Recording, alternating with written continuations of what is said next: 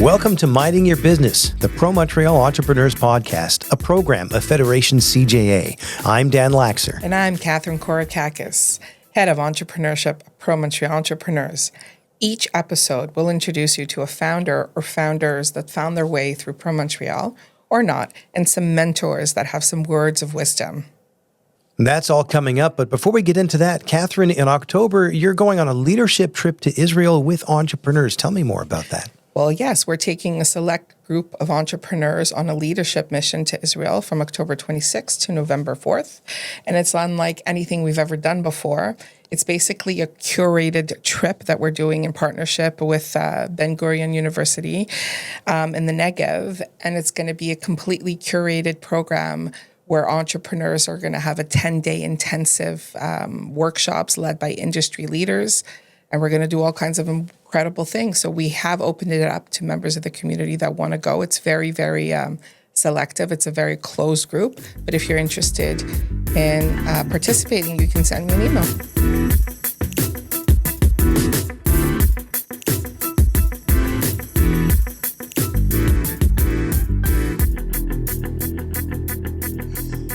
Dana Ben David and Kyle Feigenbaum of HealthyBud are in studio with us. And the story is some years ago, Kyle, your family lost their dog to cancer. Soon after, according to the website, Kyle and Dana discovered the dark side of kibble. They, along with their pup Lyla, set out to reinvent the pet pantry with clean superfood nutrition so the dogs can live longer, happier, and healthier lives. Dana Ben David and Kyle Feigenbaum, welcome to Minding Your Business. Thank you. Thanks for having us. So there's already an awful lot to unpack there, but I want to start, if it's okay with you. I know it's an emotional story, but with the loss of your dog. I mean, I know emotion is a big part of marketing, and zeroing in on the emotion behind a need. But in your case, that emotion led to a new need, and it's real and true. Can you talk about your family dog? Yeah. So Roxy was our family dog. Mm-hmm. She was the sweetest. Roxy was the sweetest, most docile, beautiful dog. And she was always my best friend growing up. And, the crazy thing with her passing is it wasn't that she just passed, which is tough to go through at any point, but it was really that she passed very suddenly. Mm-hmm. And, she went from being a healthy dog and we're playing in the park one night to, us going to the vet because she was really wobbly on her feet and unable to stand well. And the next thing you know, she was diagnosed with a very aggressive form of cancer and started losing, the ability to breathe. And just a few minutes later, we were left with that really terrible decision that no pet parent wants to be left with, which is, do you put her down or keep the struggle going on? And so, she deteriorated fast, and it really led me down this rabbit hole of why did this happen, right? Why did this happen so suddenly?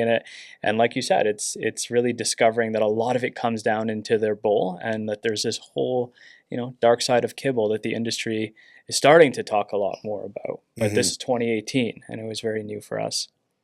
What is the dark side of kibble? It's a good question. Where do I begin? On the dark side of kibble.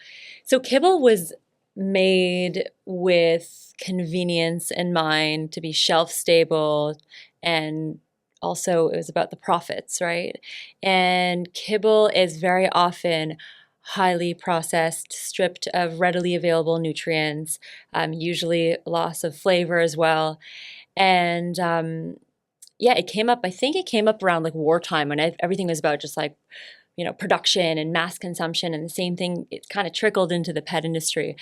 And the dark side of kibble is really the fact that it's not meant for dogs to thrive. It's more just to live. You can get by on kibble, just to fill their stomachs. It fills your stomach. It's very high calorically, and it does the job, right?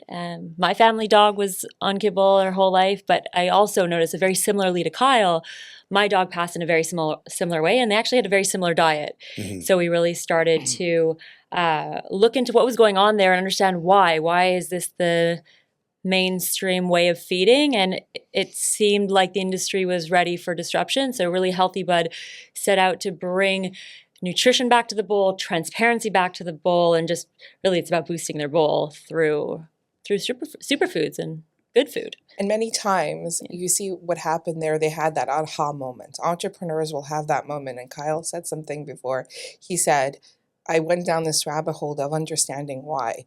He understood the why and then acted on it. Mm-hmm. And many times people ask me, like, how do you come up with a business idea? It's that thing right there. When you say to yourself, why is it not like this? I have this pain point, whatever that pain point may be. Why? And that's how ideas start. They have to come from a real need. But I just want to transition because what you said was amazing.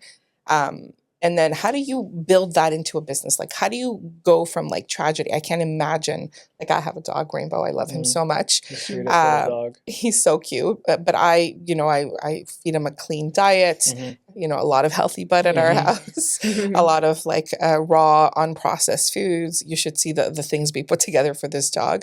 But how do you go from that to the business? Like, how did that happen for you? Because your background was not a business background. No, definitely wasn't. You want me to take this one? Go ahead. Yeah. I come from a totally different background in finance. And so, what's interesting is that I knew I wanted to do something entrepreneurial. And I knew that my core values just weren't aligning with what I was doing in finance, but I wasn't yet ready to make the jump. But that's where my mind was at. And then I started to, I'm thinking about what I can do. I'm like, I know I love dogs and there's a few different things that I'm passionate about.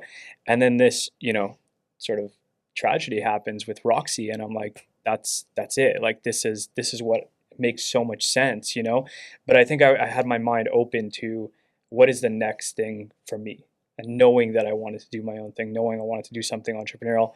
And how does it come to fruition?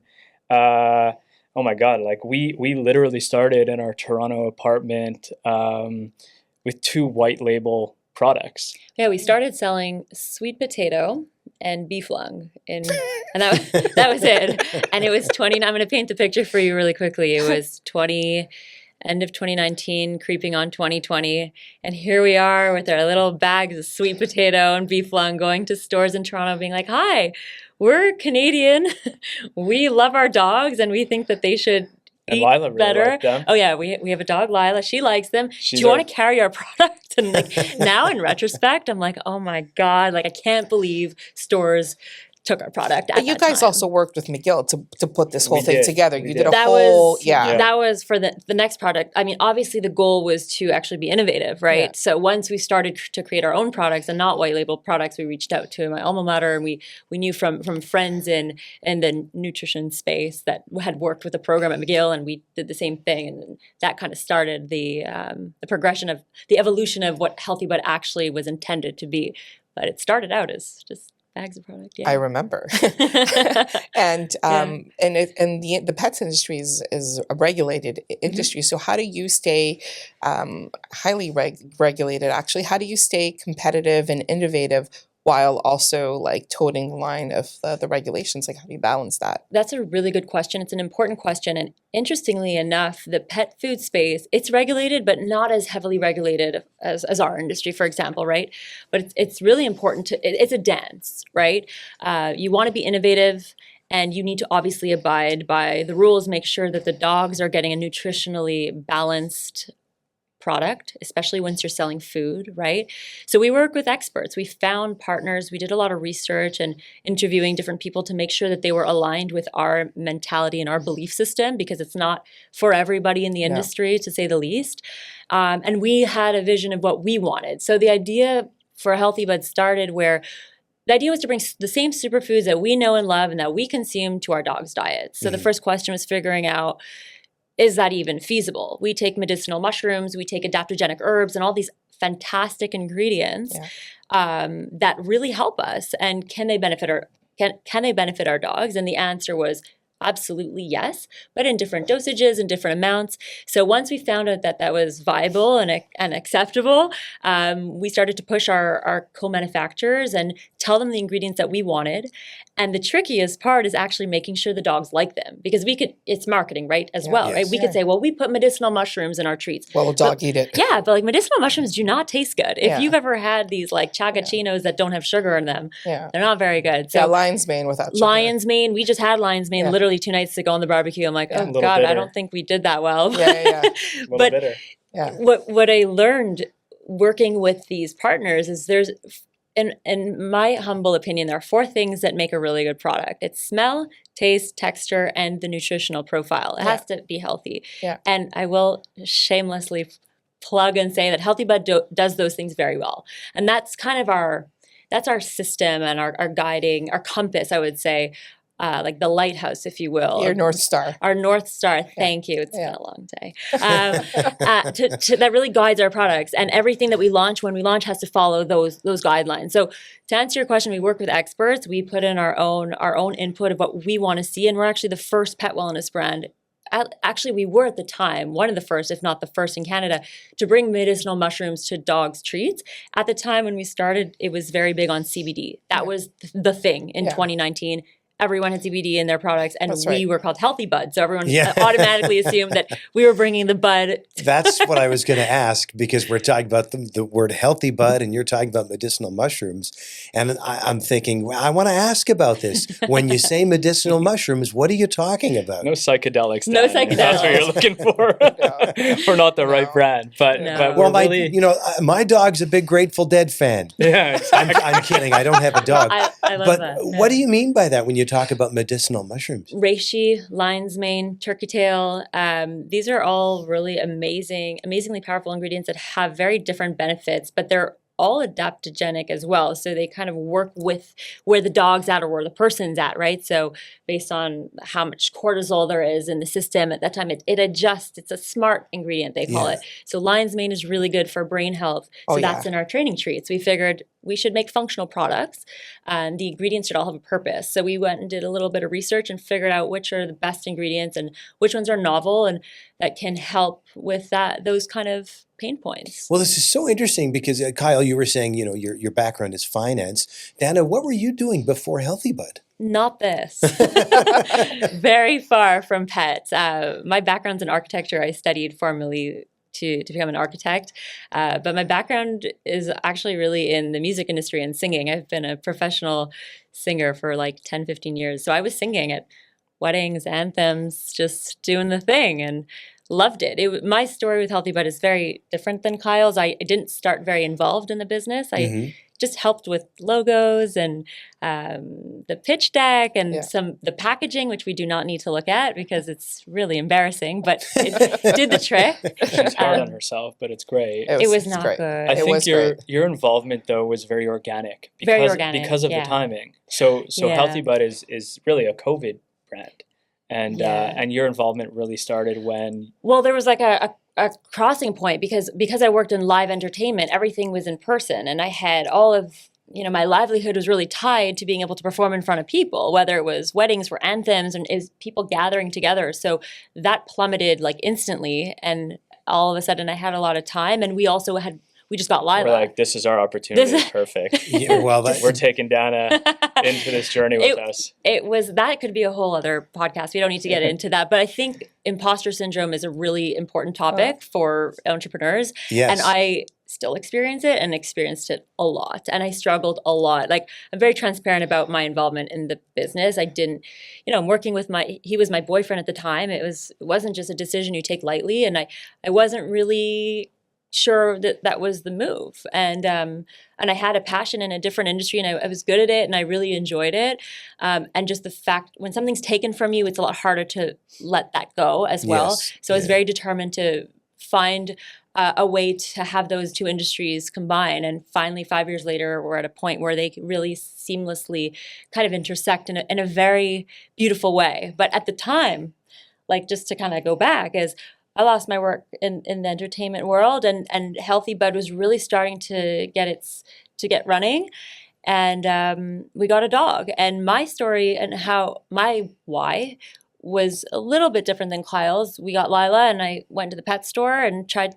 The breeder gave us a bag of kibble. So naturally, I didn't know any better. I said, okay, sure, thanks. She's like, feed it to your dog. This is what she needs. Okay. So I fed her the kibble, and within 2-3 weeks, she was really sick. She had like violent diarrhea. She was just like, she wasn't doing well. She was a puppy, and a golden doodle puppy, they eat for a living. They should love their food. They're not picky eaters. So I was just really curious about this. I thought it was really, it's pretty shocking to me that that's what I was given, and started to do a little By digging. a breeder. By a breeder. Yeah. And they like force you. They like shame you into it. They're like, Yeah. this is what you need to feed your dog. Don't feed them anything else. But that's a great segue though, because you're doing all this innovation and you're doing amazing things for dogs, but you also have to educate people because obviously, because it's natural ingredients, because it's healthy ingredients, it's going to be a little bit more expensive. So talk to us a little bit about how you educate people with your brand and why, what role that plays in your business.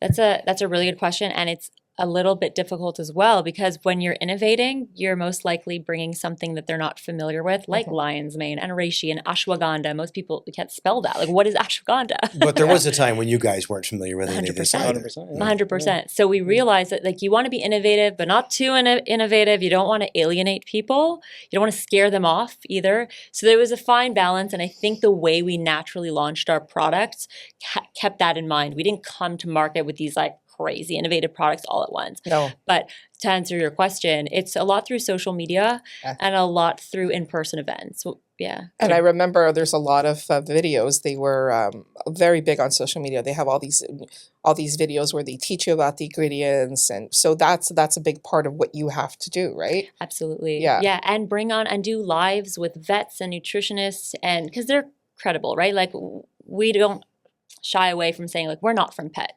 We don't hide that. I don't have a background in the pet industry, but we work with people that are experts in their field, and they vet, pun intended, our product. And there's something I have to say.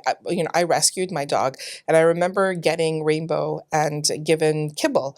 And I remember having the dog, and he always had diarrhea. He wasn't doing so well. And at the time, I had a business supply for funding, and she was doing raw food for dogs. And I went into a rabbit hole, and I was like, what am I feeding my dog? Yeah. Because then I knew to look into the science of it. I learned to look at what they shouldn't be eating this, right?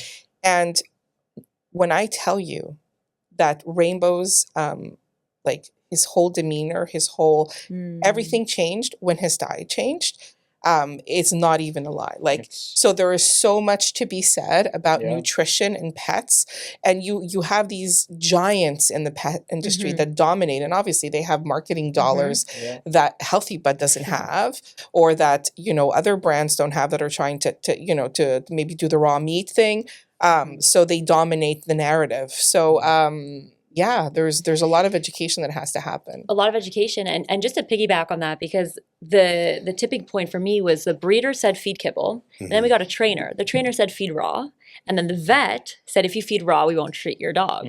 So I'm here and I'm looking at all this, and I was so overwhelmed, and I said other pet parents must feel the same way. I wish there was a brand that we could trust, that could give us the information, because we're not kibble shamers and we're not preachers. We have freeze-dried raw food. That's what we believe is great for dogs. But we have so many members of our community feed kibble, and they can be part of our community, right? So, and it could be very high quality kibble too. It could be high quality kibble, and you can also boost the kibble, and you can do well. You don't have to feed a fully raw or freeze-dried raw diet to have a dog thrive, but it's all about empowering them to actually do their own research, give them access to information, open up the dialogue, and that's what community, I think, is for us, and that was the basis of our brand.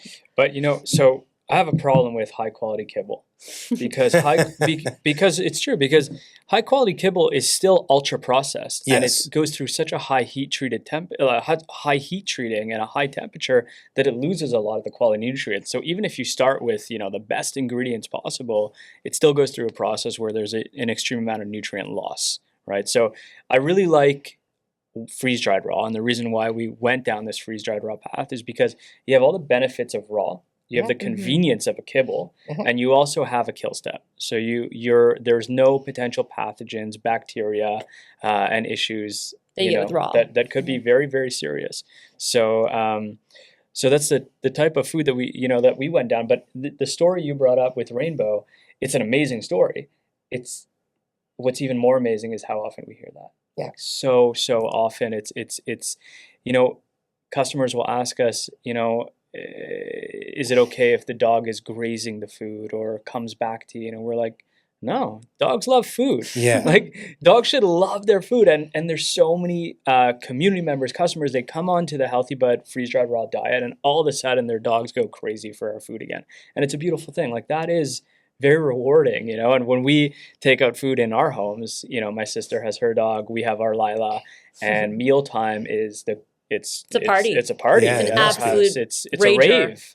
You know, they're jumping around like Yeah. you know. Our Lyla gets 5 feet off the ground. It's when on we our bring her. it's on our Instagram, Healthy Bud Co. Check it out. It's cute. Yeah. My dog too. I feed my dog HealthyBud, and especially when we travel, I take the freeze dried, and he loves it. It's You know, crazy. he goes crazy for his food too. Yeah. Yeah, it's a There's beautiful something thing. so satisfying also about watching a dog love their food. I don't know what it is. Yeah. There's something so satisfying about watching dogs enjoy Eat, anything. I know. which is- because they, you know, especially, you know, they love the humans in their lives, Yeah. and that shows. It Yeah. even shows on their faces. Yeah. What I want to know about is, I was saying earlier that this is not either one of your backgrounds, but now here we are. You're both talking very passionately about dog nutrition. Yeah. And you talk about how you've got the experts on your Facebook page, on your website, excuse me. But you are the de facto experts now. How did you get to that point? How did you get there? Go ahead. You want to talk about your pitch? No, I'm kidding. Yeah, and long journey. I mean, we've been in this for 5 years. Yeah. And we can talk about what 5 years of entrepreneurship means, and I'm sure we'll get there, all the ups and downs. But I think when you're passionate about something and you live and breathe it every single day, there's no aspect of the business that you don't have a solid grasp of after 5 years, you know? And I came into this business and I like when we started it, nutrition wasn't really my thing.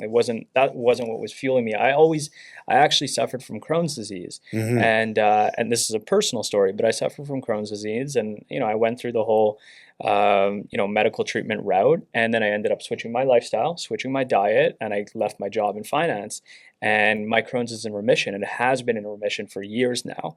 And diet played a huge factor in that. I really believe that. I started to incorporate lots of prebiotics, postbiotics, different, gut healing ingredients, if you will, slippery elm and all these things. And so I noticed the difference it made in my life. And so for us, and for me in particular, gut health was always something that we wanted to get into with HealthyBud. And we spoke about the two, initial white label products that we launched. So that sweet potato and that beef lung. But we did that strategically too. We did it because we couldn't hit the MOQs with our, co-manufacturers. The minimum The minimum orders. We couldn't hit the minimum orders. And they were really expensive. It cost a lot of money to develop a food. And so we started with very simple products, knowing that in the future, we wanted to do more intricate things. And ultimately, we wanted to do more in the world of food. And now, the latest product that we launched, and one more is coming out in August, so this is going to complete our food line with 3 different proteins. We are the first freeze-dried raw food brand to include pre- and postbiotics directly in the food. So we have all kinds of amazing digestive fibers, inulin, chicory root, cultured yeast, and these things are fantastic for gut health. So we're the first in the industry to do it. We're excited Every time about I it. go into a pet store, but at the beginning, because now they're there, I'd be like, "Do you guys have HealthyBud?" They'd be like, "No." I'd be like, "Okay, sorry, I'll go to a different." They're like, "What is HealthyBud?" Oh, you're Every OG time. though. They're there. So There. that's like She's what OG my mom supporter. does. That's what you told deep. me. Yeah, I like that. Well, that's the way it starts, right? That's right. But I mean, well, let's get into that. I mean, maybe it didn't all start with PME, but maybe it did start with PME. Talk to me about, this coming together. Yeah, I'll talk about PME. So Kathy and I have known each other for a long time now. A long time now. And I think, with PME, the money was great. We got some funding. That was fantastic. But it really wasn't all about that, I think, initially when we met, you were helping me review the business plan and we were putting it together structurally. But the real turning point for me with PME is when we got the opportunity to pitch in person in front of a full table of entrepreneurs, people who have, been there, done that, but people who really understand what it takes to build a business. Yeah. And I think for me, even more so, people that understood who can succeed in building a business, what type of an entrepreneur is needed, what type of founder is needed. And so when we pitch and, there's a great story that we have to get into in a second. I see Kathy smiling, but when we got the kind of stamp of approval in a way, that was the little, fire, maybe that little push, that little extra bit of confidence that we needed at the time as young, early entrepreneurs to say, like, you know what, if these people could believe in this idea, maybe we really have something here. And that was huge. Like, that was It almost sounds like a Dragon's Den thing. It is a Dragon's Den thing, but I want to say the first time they came, they didn't make it through, right? We worked on the business plan. He came back, gave feedback. He listened. He's very coachable. And then he came, he made it to via the first round, came to the second round and brought treats for everybody. So he says to me, I'm going to does everybody have a dog? I'm like, yes, they all have a dog. Or if they don't, I'm sure their sister-in-law, brother-in-law will have one.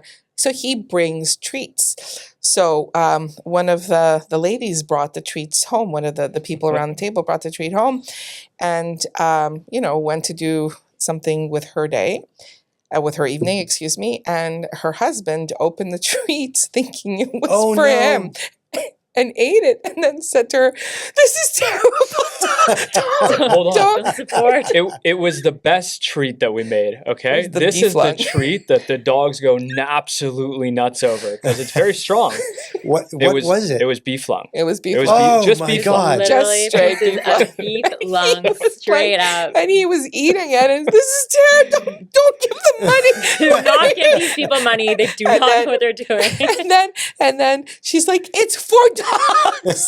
I can't imagine. Oh my goodness. That is a story that lives on, by the way. Yeah. That story has been told. That's an amazing amount of absolutely times. hilarious. Isn't that funny? Yeah. So anyway, but then they got the money, and then I have to say, they started, small with the 2 products, but then working with McGill, they did all kinds of innovative stuff, and they've just grown and grown and grown, and now you guys are in like how many hundreds or thousands Over of stores? 1,000 stores now. Yeah, across North all over America. North America. Can you imagine? You guys are even in That's talks. of- awesome. You're involved with Petco, which is the biggest Pet value. Pet not value. Petco. Excuse me, Yeah. Pet Value. Yeah. Yeah, they've just exploded. I'm very, very proud of what they've And achieved. we're very grateful. Really, you're Thank you. OG. Yeah. You're OG. That is correct. We I am we OG. remember our first day supporters. I mean, that's what without you guys, like businesses don't start.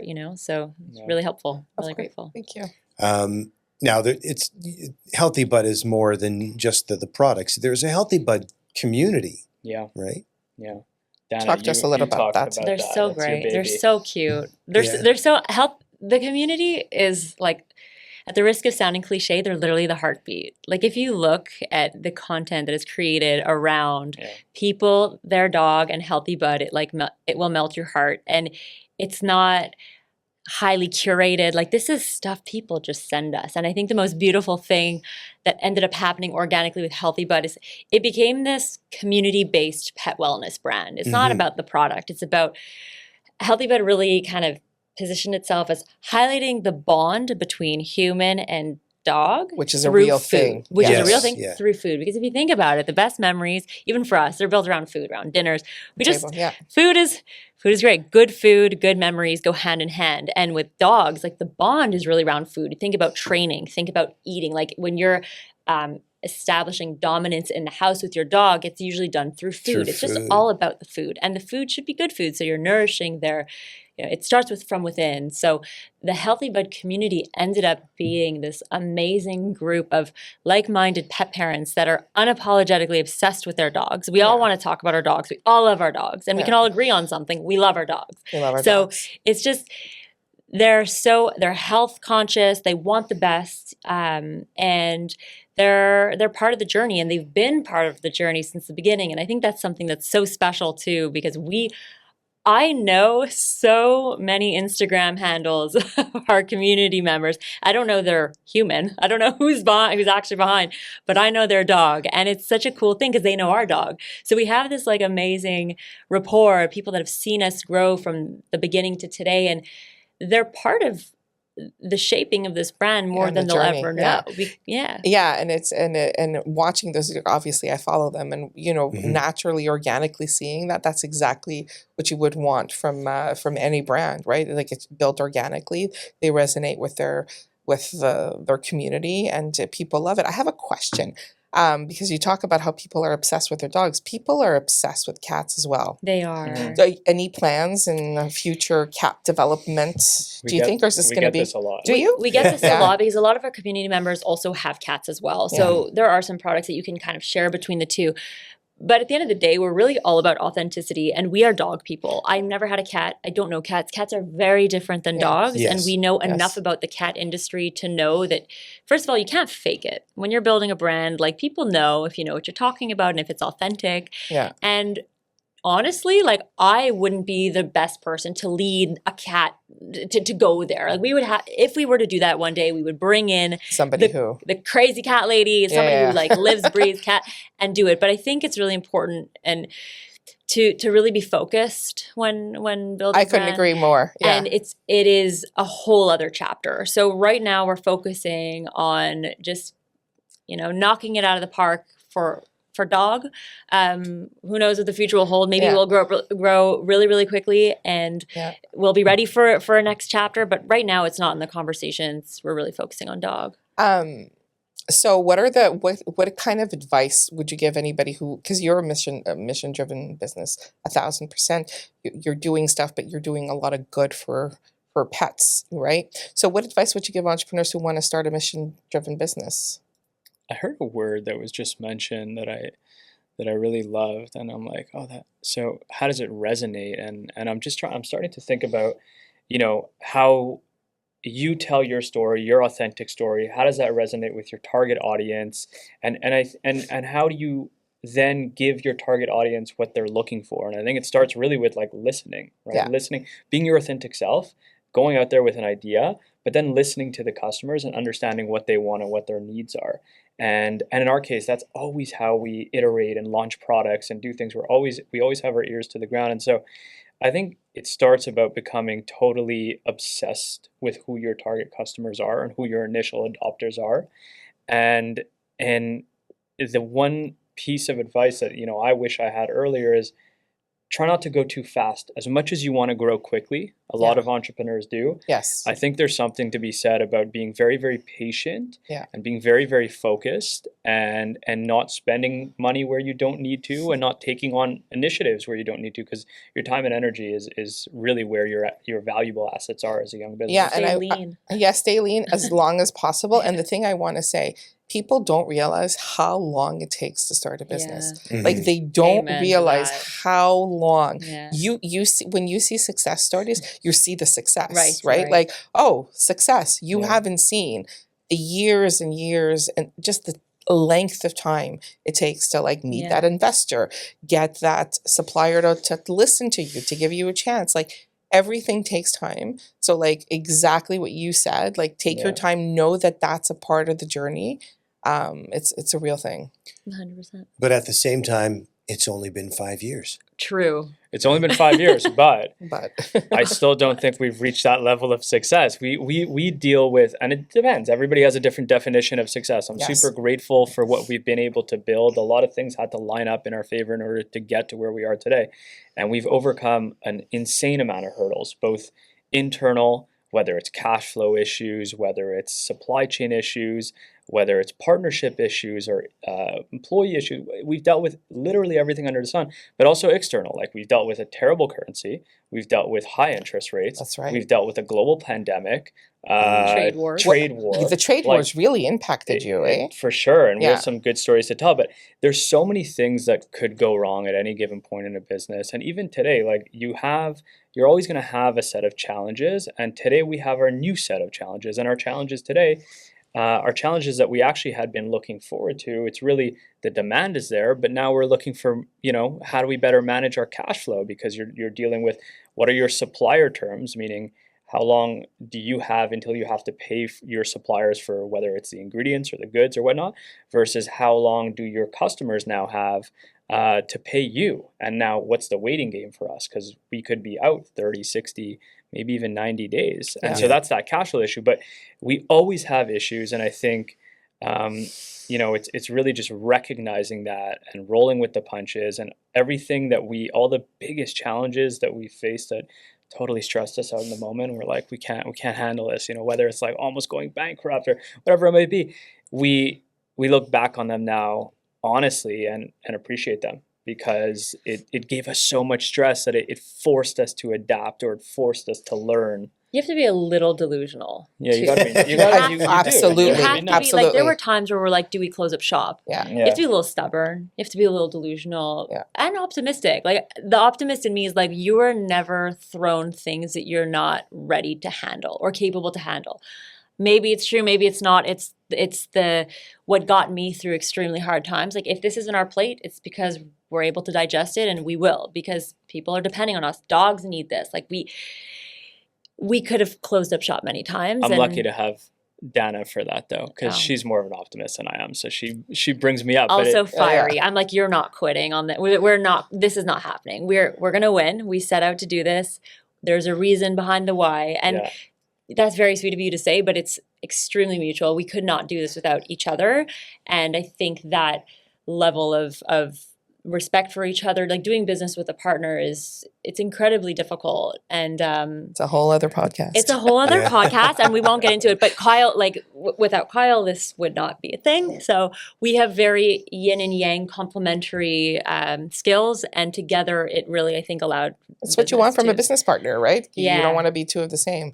And mental health and mental toughness is a real thing. Mm-hmm. And when you're starting a business and getting in that dark tunnel, again, that's a podcast for another time, but like that's a real thing. It's a real thing. And having a partner that can understand whether they're your business partner or your life partner when you're starting a business is a big thing. Well, it's isolating, right? Like entrepreneurship is it can be very lonely, right? Because not many people will understand the hustle and the struggle and go through the stress. It's challenging, but it's also so rewarding, and it's so beautiful. And every other month, I'm like, oh my God, I can't believe you can't. I go into stores. I'll be in Florida and I'll see HealthyBud, and I will do a happy dance. Oh my God, you're so sweet. It makes me so happy. You got to send me some clips. I will. I didn't know that I could do that. I just and I didn't start the brand, but I always, when I'm working with businesses. It's so funny you just said that, because we were just at IQ and we're wearing the merch, and this guy comes up to us. He's like, HealthyBud, my dog loves your stuff. I'm like, oh, it feels so good. It feels so nice. good. It must feel amazing. It's great. So. You mentioned your Instagram. You're all over social media. Yep. Correct. And HealthyBud Co. HealthyBud Co. Unfortunately, HealthyBud was taken by this pot company. Is no longer responsive. I'm trying to get the domain. If anyone's listening and has someone high up at Meta, I love that they're no longer right? responsive. I didn't know that story. Yeah, and they tried to really bribe, like at the beginning when we were not as big as we were now. He tried to charge us a lot of money for it, and I think we should have taken it. Yeah. I don't know. Maybe it's fine. We outrank them in all platforms. Yeah, it's fine. HealthyBud Google now. I always wondered why. I never asked you, but now I get it. That's so funny. And so many people look it up and they're like, why is there a marijuana leaf? That's hilarious. As your profile pic, I'm like, just look at the one right below. It's a lion's mane leaf. And HealthyBud.com? HealthyBud.co. Yeah. Sorry, you said that. All right. Kyle Feigenbaum and Dana Ben David, thank you both for being on the podcast. Thank you for doing this. Thanks what a for pleasure, having guys. us. Yeah. Thank you so much. It's fun.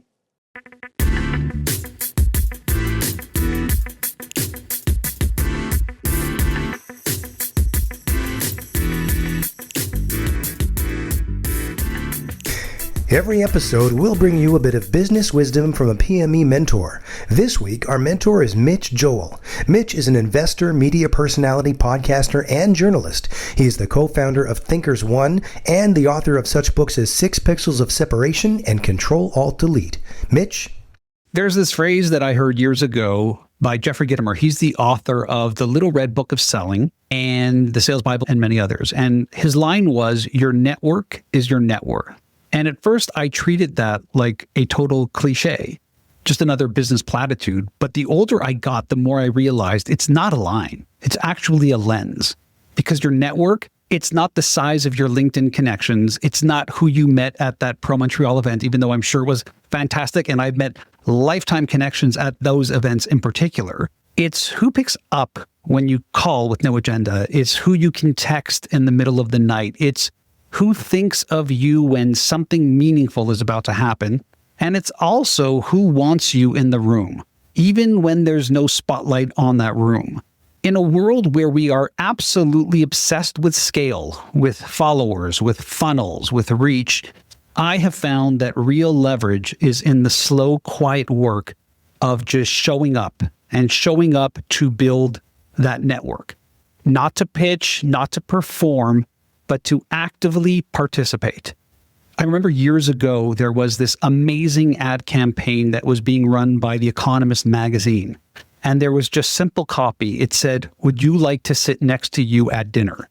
Which I found both humorous and deeply philosophical. And it made me self-reflect quite a bit. Honestly, if I'm thinking about it, some of the biggest opportunities in my career didn't come from speaking on a stage or closing some deal. It actually came from somebody saying, "I was thinking of you," or "I thought of you." So if you're building, build relationships. If you're going to invest in trust. And if you're counting worth, start with who you'd call on your worst day. That's the network. And to me, that's the real net worth. For anyone who is interested in the mentoring and the guidance that PME has to offer, how do they sign up? So it's very easy. You have to go on our website, www.promontrealentrepreneurs, that's with an S.org, and you can apply for mentorship, financing, and coaching. And speaking of financing, if you're looking for $75,000 for your business, the next funding round deadline is coming up on October 20th. And that's our time. For more information on PME or any other Federation CJA programs, follow us on social at promontrealentrepreneurs.org or at federationcja.org. Minding Your Business is a production of Federation CJA. Executive producers are Glenn J. Nashon and Catherine Korakakis. Technical production by Daniel Moskovich. The Minding Your Business podcast. Subscribe, download, listen, and share wherever you get your podcasts. I'm Dan Laxer. And I'm Catherine Korakakis. Minding Your Business, Pro Montreal Entrepreneurs, bringing ideas to life.